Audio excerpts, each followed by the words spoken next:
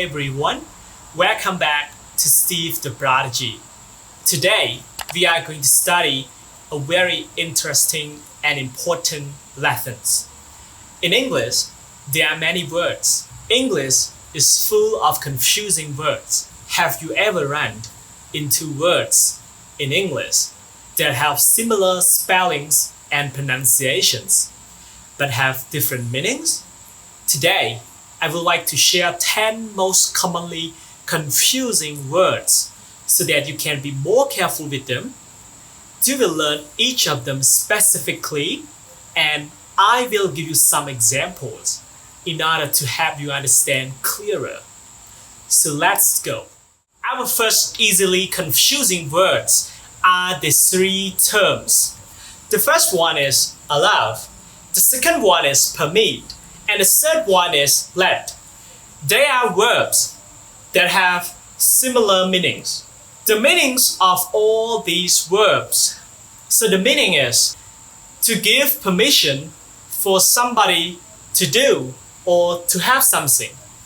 But what are the differences between three of them and how to use them correctly in a sentence? Let me give you some example. Example 1.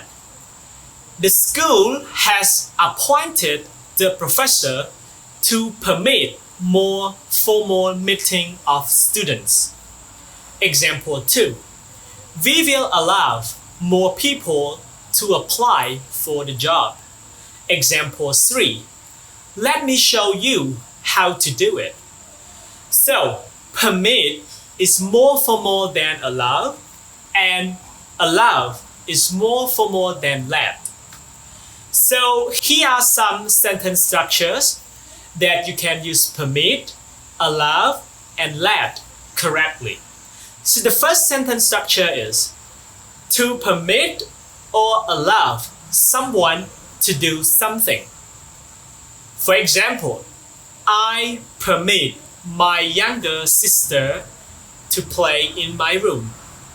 Or I allow my younger sister to play in my room. The second sentence structure, to let someone do something. For example, my teacher let me do my homework in class. So here is a things that you have to remember. When you want to change the verbs permit and allow to passive voice, you can change it normally by adding ed to permit and allow, but you cannot change let into passive voice. That is what you have to remember. For example, like you can say, I am permitted to enter the meeting room. Or you can say, I am allowed to enter the meeting room. But you cannot say, I am let. No, that is wrong. Okay? So let's move on and study another easily confusing words. The second easily confusing words are these two terms, been and gone. So you have already seen and learned these two terms before. But how to use two of them correctly? Here, let me tell you. If you want to say that you visit a place or somewhere completely, you use been to. For example, have you ever been to Cambodia? So you want to ask if that person have already visited Cambodia completely. Okay, so we use gone to if the visit is not complete and you are still there or you are still at that place. For example, Nimol has just gone to Eon Mall. She will be here soon. That means she has not yet returned and she is still at Eon Mall. So the visit to Eon Mall has not completed yet. So that is very simple, right? So make sure that you use been and gone correctly next time. Let's move on. So here are the third easily confusing words. These two terms, affect and effect. So affect is verb and it means to influence or to change, or to impact. And effect is a noun. It means result of a change. So for example, if A affect B, B experiences the effect of A actions. So let me give you some real example. Chitra hit Vishna's head. Chitra affects Vishna's head. So hurt. He makes him hurt. And Vishna's head being hurt is the effect of Chitra's hitting. So now I think that you can be clear about what the difference between effect and effect. Okay, let's continue to another one. Hello everyone, you have learned quite a lot today. Next, we are going to learn another ones. And here they are. These are the two terms that are quite confusing because they are having the same pronunciation but different in spelling. So the first one is dessert and the second one is dessert. So what the differences between these two terms? Dessert here can be verb, can be noun, and if dessert here is a verb, it means to abandon. And if it is a noun, it means a wasteland.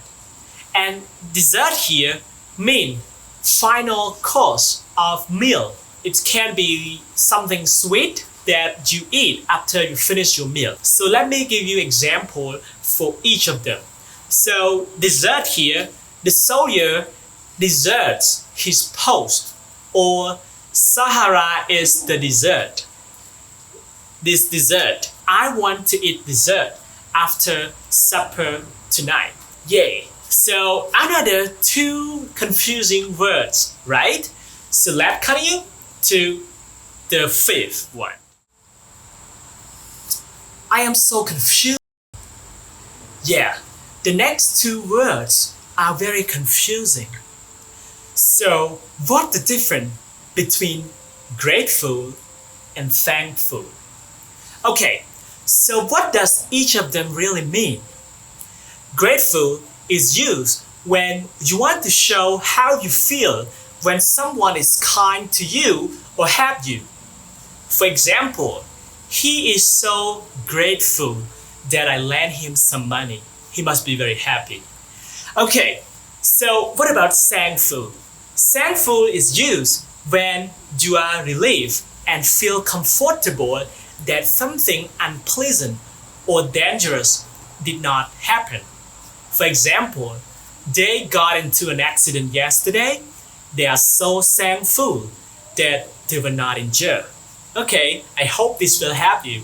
Let's move on to the sixth, easily confusing words. When you wear that jacket, it is a perfect compliment to your jeans. Oh, really? I take that as a compliment. Okay, so according to this conversation, what's the difference between these compliment and these compliment? The first compliment here is something that completes something else. It is just like some things that you use to add extra quality to that something else. And this compliment is a nice thing to say. It is just the polite things that you say in order to admire someone. Okay, so I think that it is quite easy and simple, right? Okay, move on and talk about the 7 easily confusing words. So what is the difference between emigrate and immigrate? So let me give you some examples. These people emigrated from China 5 years ago. They immigrated to the United States of America.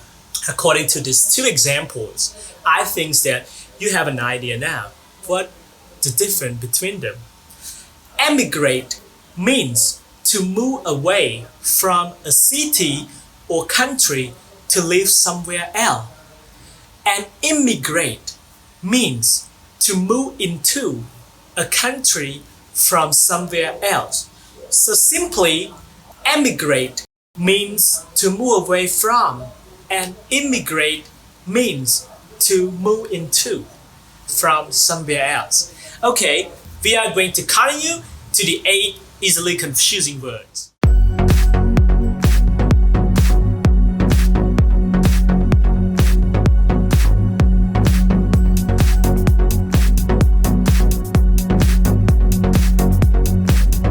You have seen 2 pictures. The first one is principle, and the second one is also principle. Both words got the same pronunciation but different spelling. So how to distinguish between 2 of them? So principle, this one, can be noun, can be adjective.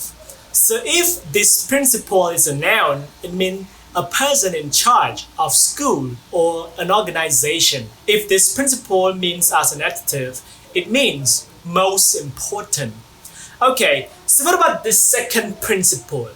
The second principle can only be noun, and it means a firm belief or ideas or rules. So let me give you some examples of this first principle.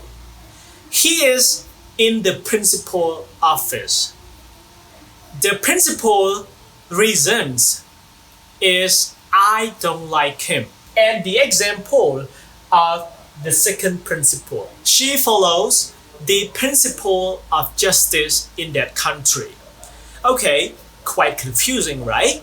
But now you must be clear with how to use the first principle and the second principle.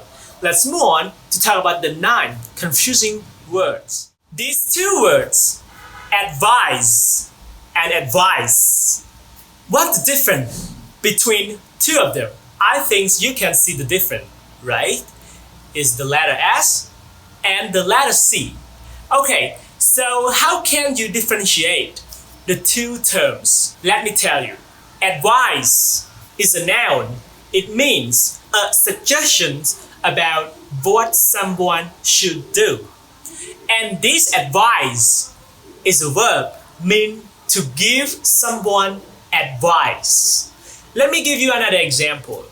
Let me give you some advice. I advise you not to do that. So for this advice as a noun, it is an uncountable noun. So you cannot add s to this word if you want to talk about a lot of advice. No. So you can count advice by saying a piece of advice or 2 pieces of advice. Okay, so one is verb, one is noun. So nothing's to be confused about. You have to watch out for these 3 words. Okay, so the first word is, it's not a word, it's a phrase, look at. And the second one is the word, see. And the third one is watch. Okay, so what the differences between 3 of them? So let me tell you some examples. If you look at something, you direct your eye in its direction and you pay attention to it. For example, I look at the dog. Look is followed by the preposition at when you have the object. Okay, so now let's move on to see. So what is the difference between look at and see? See is when you notice something using your eyes. So something that comes into your sight, you see it. I see the big building when I arrive there. So it comes into your sight. So now let's move on and talk about the last one, watch. So what the difference between watch, see, and look at? First, let's try to understand what does watch mean. Watch means to look at something at a period of time, especially something that is moving or changing. For example, I watch TV or I watch my kid running. See, there is a movement or change. Okay, so here's some things that you have to remember. We use see, not watch. when we want to talk about sport match or public performance like film or theater. For example, like I saw that film last night at major cineplex. Okay, so I hope that you will understand the differences between these three terms and use them correctly next time. Are you still confused? I hope not. Okay, here comes to the end of the video lessons, and you have to watch out for all the aforementioned easily confusing words. Don't be confused, okay? If you like the video, please click like, drop some comment down here, and do not forget to click subscribe in order to get more useful video. Very useful. Goodbye.